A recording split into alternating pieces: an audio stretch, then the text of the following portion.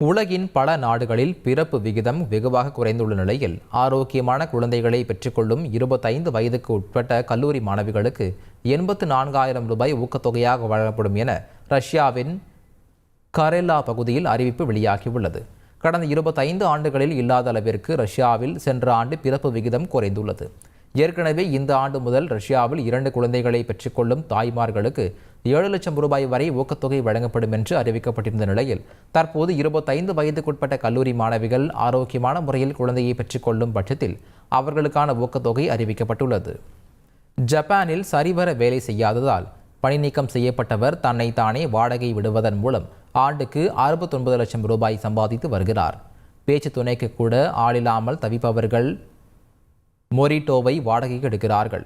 அப்படி வாடகைக்கு எடுப்பவர்களுடன் உரையாடுவது, வீடியோ காலில் பேசுவது, அவர்களுடன் வெளியில் சுற்றுவது போன்ற செயல்களில் ஈடுபடும் மொரிட்டோ ஒருபோதும் பாலியல் ரீதியான அணுகுமுறைக்கு உடன்பட்டதில்லை. இது குறித்து மொரிட்டோ அளித்த பேட்டி ஒன்றில் தமக்கு ஆண்டு ஒன்றுக்கு 1000க்கும் மேற்பட்ட அழைப்பு வருவதாகவும் 2 முதல் 3 மணி நேரம் வரை ஒருவருடன் நேரத்தை செலவிட 16,000 ரூபாய் வரை கட்டணமாக வசூலிப்பதாகவும் தெரிவித்துள்ளார்.